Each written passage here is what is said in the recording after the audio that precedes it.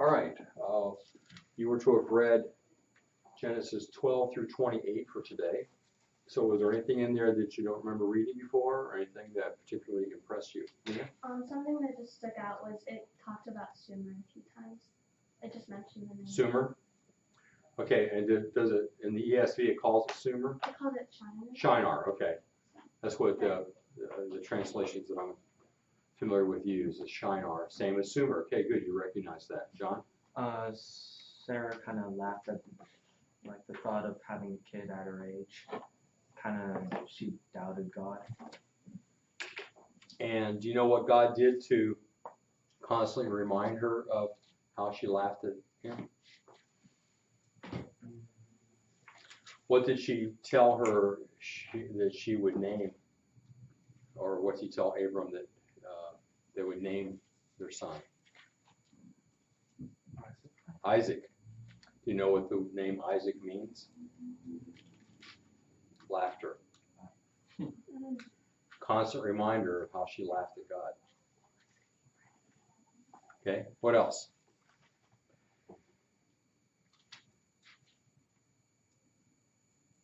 You were familiar with everything else in there? Okay, so what was unfamiliar? What don't you remember reading before? Matthew? Like, well, I read this, and it was like what we went over yesterday. How like when Abram and Sarai went into Egypt, and then like he said that she was her like sister. I didn't remember reading about that like earlier than yesterday or here. Did it help to have learned about that before reading? Yeah. Probably made it a little more clear. Yeah. Anything else stand out to you in what you read?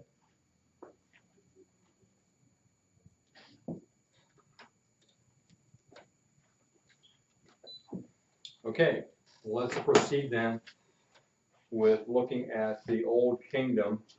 A couple more things that we want to look at concerning the Old Kingdom. Whoops, I brought up the wrong notes.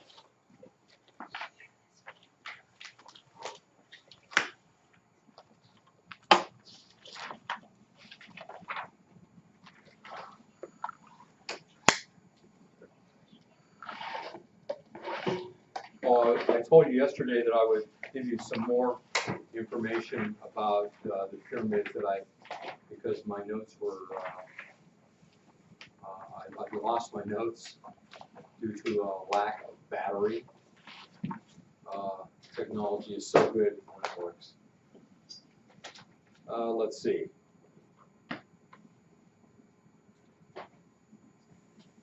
Oh, this is interesting, going back to the first pyramid by Imhotep.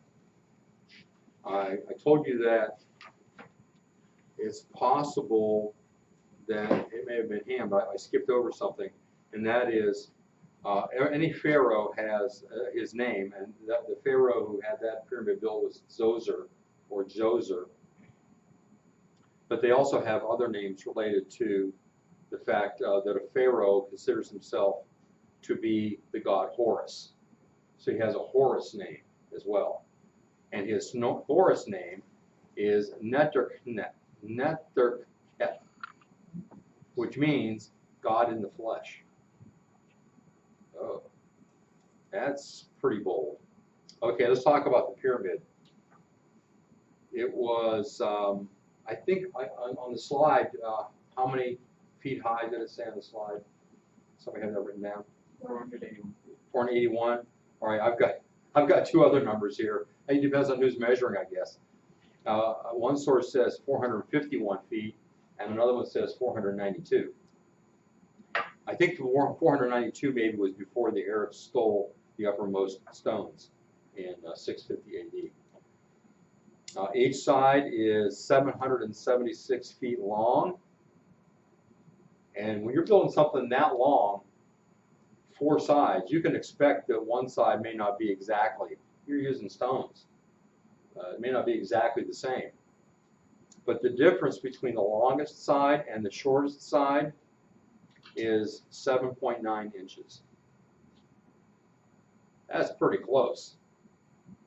The 4 corners are nearly perfect, a variation of less than 1/20th of a degree.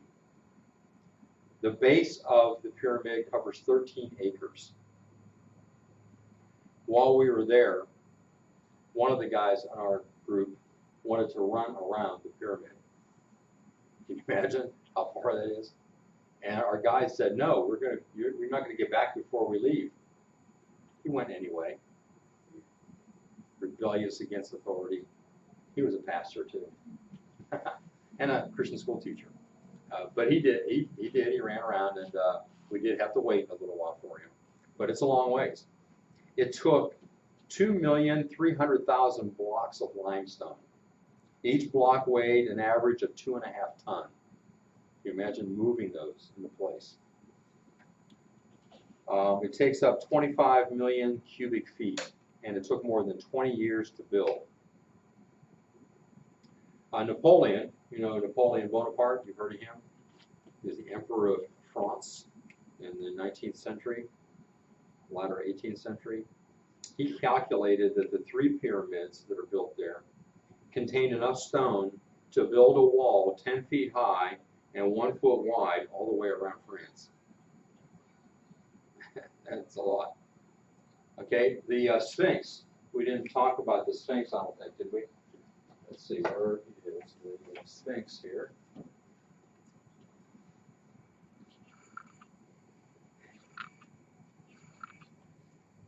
Well, I guess we'll wait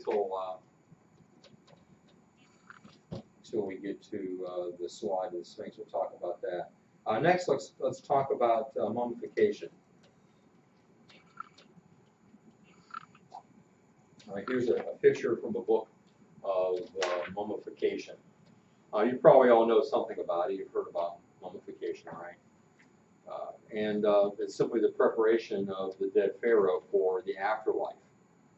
So they would try to preserve his body as best they can. They would take out his organs, and they put them in canopic jars like this. Now, this is not life-size. It would be a large jar. But they would take out each organ, they would take out of his body, and they would put in the jar and put the lid on it so he could use it later if he wanted to. Okay, kind of weird, but that's what they did. Now, there was one part of the body they did something different. Does anybody know? The heart. No, the heart was one of the ones they put in a jar. The brain. The brain. Does anybody know? They had a special way of getting the brain out of the skull. Didn't they get it out of the nose or something? Out of the nose. They reached up through the nose and grabbed a hold of the brain, pulled the brain out through the nose. And then what did they do with the brain? Put it in a different jar. They threw it away. Yeah, the brain. Why would they throw the brain away? It's useless. They didn't know what it was. They thought that more like the heart or something was where thoughts came from. So they thought the brain was of no value, so they threw it away. Okay, and you know something about the procedure of preparation of the body, put certain spices and things on the body, wrap it up in these cloths, and then all wrapped up, put it inside of a coffin, which was oftentimes decorated to look like the person. So when his spirit came, he'd recognize, oh, that's my coffin, you know, whatever. They wanted to have some resemblance there and very ornate. I don't know whether we'll get a chance to do this or not, but if you ever go to Cleveland, go to the Art Museum, and they have some nice mummies and coffins there that you can look at. All right, any questions about mummification? Okay, let's look at the other great structure of the Old Kingdom, and that is the Great Sphinx. The Great Sphinx is the body of what, everybody? A lion. A lion and the head of a man. What? Was there something else that you were thinking? No, okay. The Sphinx is 66 feet high. That is a picture that I got off the internet. Here's a picture I took, and that's as close as I could get. They had it kind of fenced off. and I left my telephoto lens on the bus, but that's as good as it gets. There's a little slab of stone here with writing on it that we'll talk about later. It'll come to be important. All right, so that really is the end of the Old Kingdom period. At the end of the 6th dynasty, they devolved into a form of feudalism, you know, with people owning land and other people being like serfs on the land, slaves on the land. And eventually these local landowners and priests became more powerful than the pharaoh. Now, because religion was a central part of the Egyptian life, the priests were very important. You know, at the top of the tree in Egypt was the priest, the high priest. He was called the first prophet of God.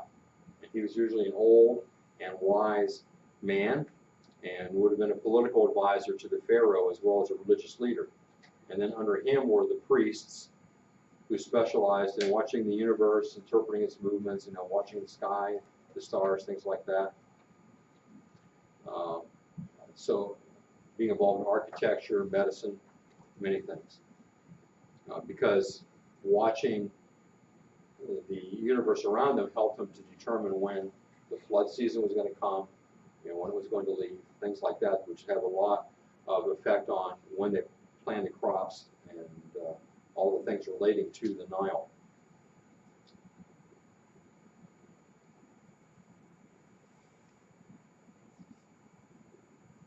So this falling into feudalism, away from a strong monarchy, away from the bureaucracy, helped to bring about civil conflict, which was the first intermediate period, which we'll talk about next. But before we go on from the Old Kingdom, I want us to watch a video which tells how the pyramid was built, a lot of things associated with the pyramid, and it's simply called pyramids. And I need to skip back there and grab it and put it in for us to watch next.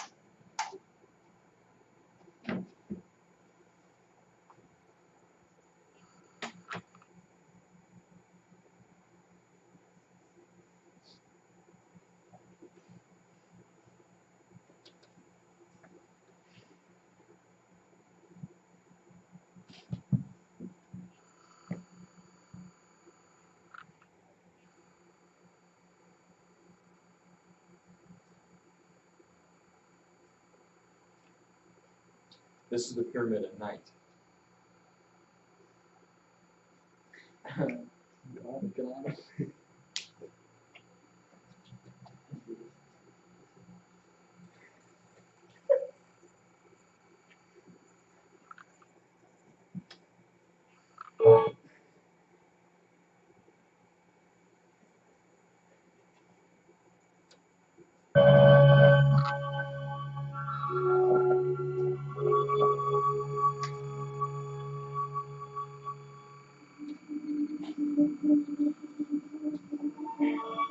These are the pyramids of Giza. Of the 7 wonders of the ancient world, these are the only structures that still remain. And remain they will, as long as any man-made object exists on this planet. The pyramids were already about 1,500 years old when the Greek historian Herodotus first wrote about them 5 centuries before the birth of Christ. They presented a tantalizing mystery to Herodotus, and in many ways that mystery has survived, along with the Great Pyramids themselves, over thousands of years. Like every tourist who's ever journeyed to Egypt, Herodotus was fascinated by all he saw. The first thing he wanted to know was why these incredible structures were built. Then he wanted to know how. How could a society which existed 2,000 years before the flowering of his own magnificent culture have been powerful enough, ingenious enough, dedicated enough, and organized enough to have erected such imposing monuments on the edge of this unforgiving desert? His first answer was the Nile. Herodotus called Egypt the gift of the Nile, and one glance at the disparity between these arid sands and the green Nile Valley tells us why. For it was here, between the edges of the desert and the banks of the Nile, that civilization first appeared in the form of early settlements.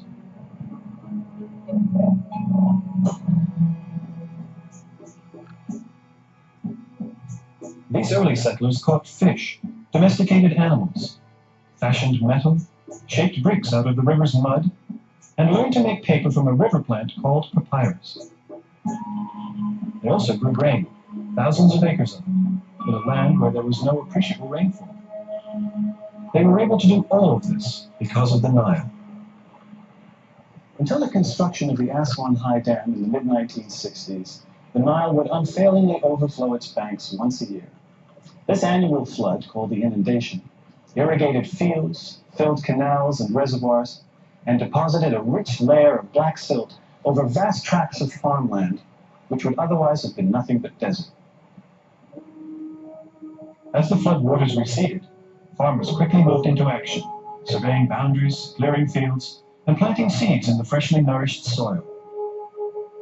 Such communal efforts also nourished these early settlements.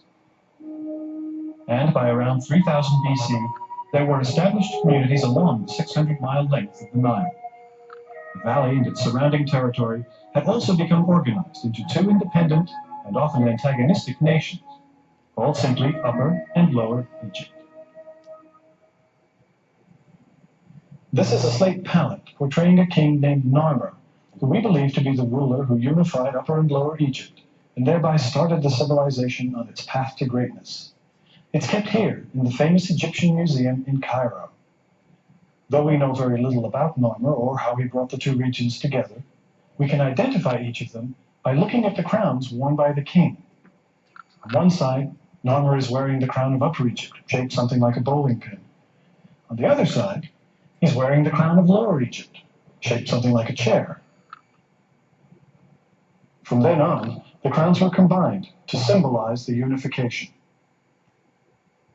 After Narmer, there were approximately 30 dynasties, spanning about 3,000 years of ancient Egyptian civilization.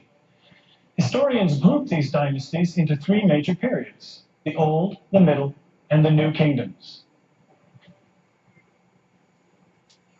Our story takes place in the Old Kingdom's fourth dynasty, about 2500 BC. It is the story of Khufu, one of Egypt's most illustrious kings and the builder of the Great Pyramid. It was during the Old Kingdom that Egypt was becoming the major civilization of the world.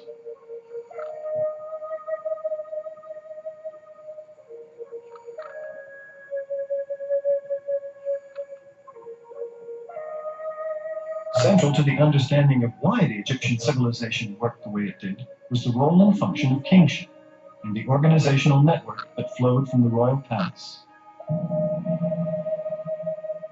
Although the king was all-powerful, he was supposed to be led by a guiding concept known as Mat. Mat was the ideal of a universe in perfect harmony, as it was said to have been in the time of the gods. This perfect order also had to do with right and wrong, and how the society as a whole functioned. Mat was often represented as a goddess who wore a single feather in her headdress, symbolizing the delicate balance between stability and chaos, both in the universe and within the human condition. The king stood at the apex of a pyramid society, a few people at the top, supported by a huge base of peasants and laborers. This was an aristocratic culture, ruled by a privileged class which drew power from its relationship to the king. And this king was not merely a privileged mortal. He was also considered to be a god who drew his power from the very essence of creation. The world began as a watery chaos, which was called None. And it was from this chaos that the sun god Re emerged onto a mound. And the great mound from which Re created the universe and all its living things became a shape of great creative power, sacred to all the world. But unlike other mountains upon this earth, the only being who can ascend to its pinnacle is the god himself, the living son of Re, king of Upper and Lower Egypt.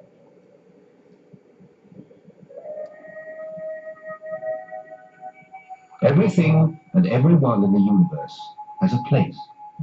It was my grandfather Severo's place to be king.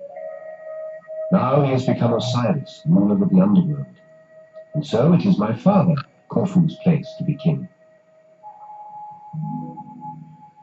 As it will someday be my older brother, Kawab's.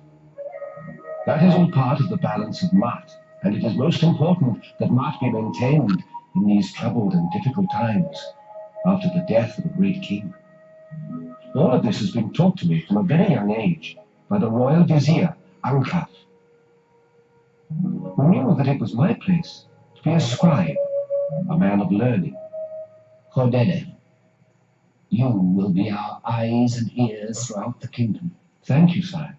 And you will help keep my name alive when I leave this earth to become Osiris. Not for many, many years, I hope, father. Whenever it happens, we must be prepared for it. Yes, we certainly must. Which leads me to the subject of your own eternal home, a great lord of the two lands. My pyramid must be every bit as grand as my father's. Indeed.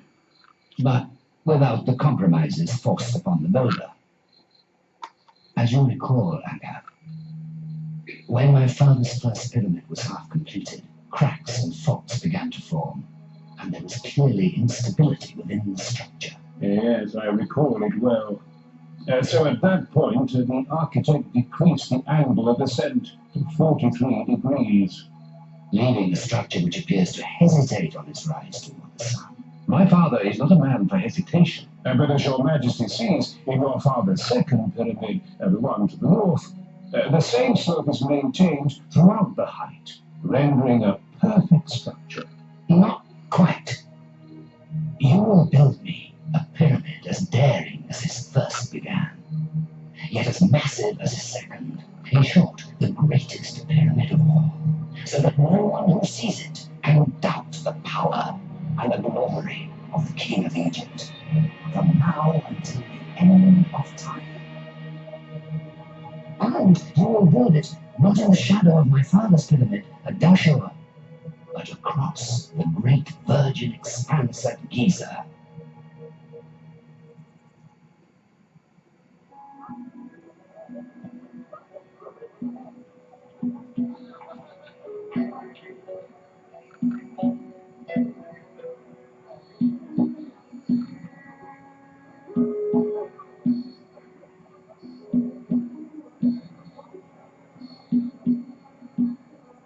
It wasn't long before Ankaf returned to the royal court of Memphis with his plans.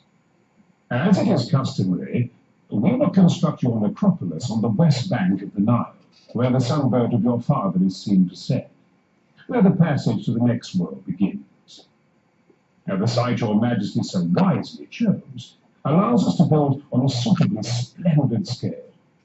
Adjoining your great pyramid, we will place 3 smaller pyramids for your 3 gracious queens, as well as many tombs for the beloved members of your court. While my father found favor with the plan, my mother had certain objections. Since I am the main queen, it would seem only fitting that my pyramid be larger than the other 2. You see, my queen, it was my father's 3rd queen, Dimutsu, who provided a logical explanation. My dear, think of what you're saying. If your pyramid were to be built larger than those of the other queens, it would detract from the main pyramid of our Lord and Divine King. Quite so, noble queen. As you see, my lord, the plan will afford a suitable location at the proper time for the pyramid of your successor. My brave son, Kawa. Your remaining children will continue surrounding you and serving you for all eternity in suitably impressive tools. My learned son, Hornedeth, the scribe, will record your progress for me. One further advantage of the Giza site, it is located just across the Nile from Tura, the finest limestone quarries in all your realm.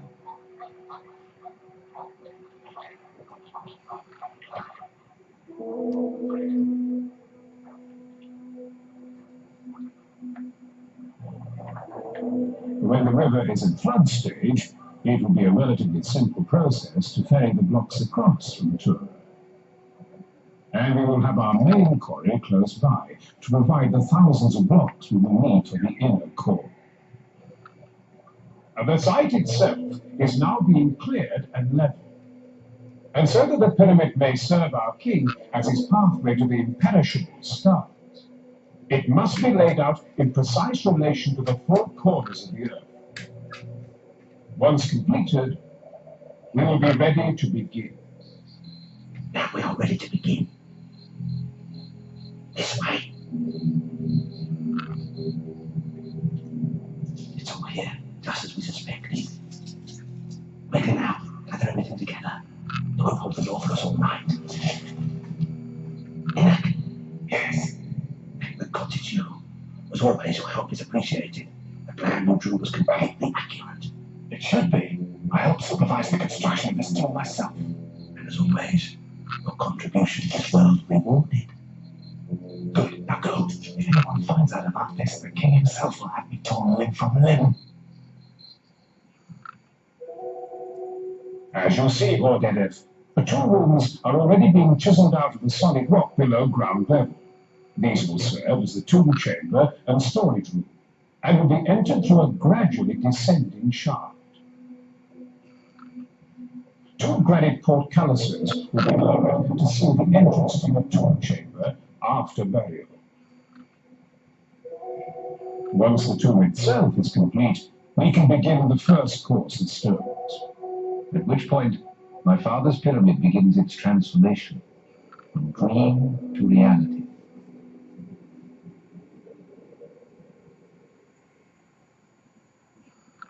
Building elaborate tombs for the monarchs spanned the history of ancient Egypt. A history dominated by the belief that the god king, if properly cared for, would live forever to maintain and protect his people. We're in the impressive tomb of Seti I, who ruled this land 1,200 years after the events in our story.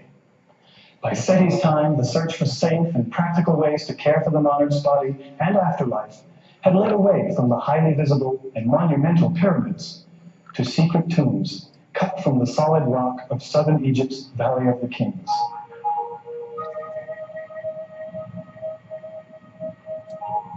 Though the tombs in the valley were built many centuries after Khufu's time, the ideas about life and death are more clearly represented in these later paintings and drawings.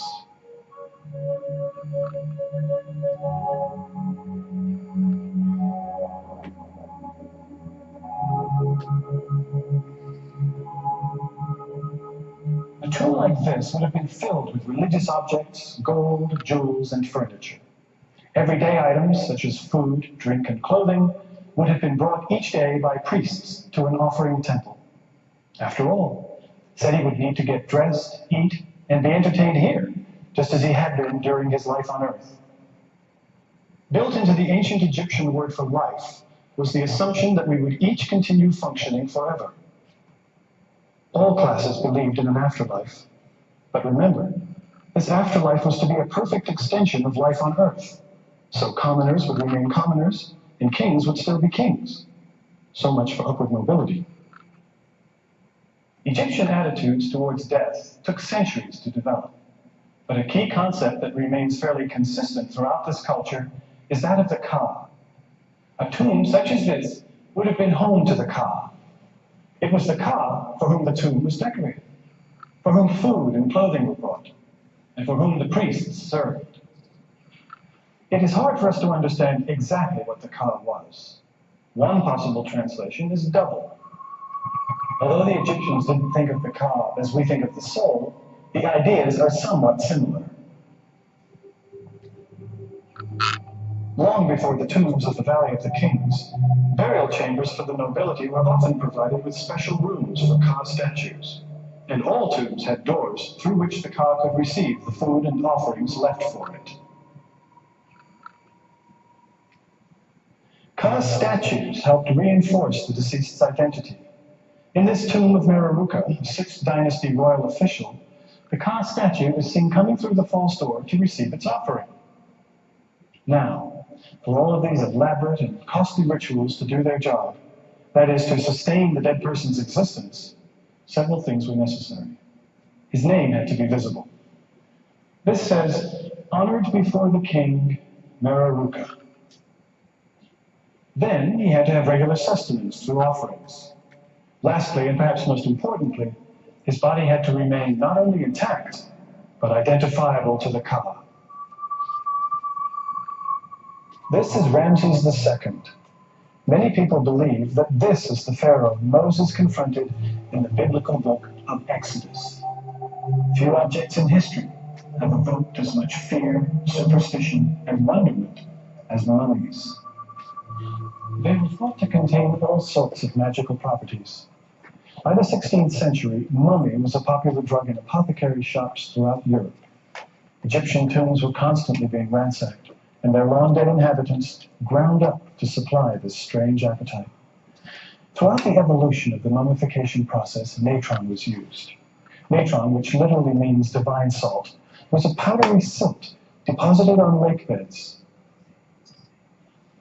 The application of natron to the body and its subsequent draining, drying out, and wrapping took weeks. One crucial step in the successful preservation of bodies was discovered back in the 4th dynasty, long before Ramses here, with the removal of the internal organs. These are the canopic jars that held the removed organs, which were also mummified and entombed along with the body. A separate deity protected each organ: stomach, intestines, lungs, and liver. The heart was left in the body since it was thought to contain the essence of the individual.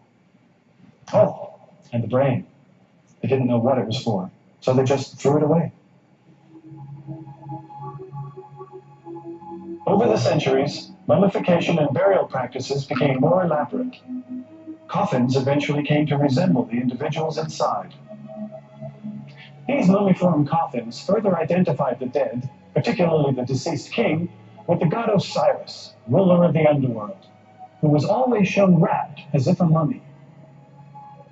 The Osiris legend is one of the most potent and embracing themes in Egyptian thought and culture, about a god hero who died and then lived forever in the next world. It was a story at first only connected to kingship, but later developed to offer similar hope to all Egyptians.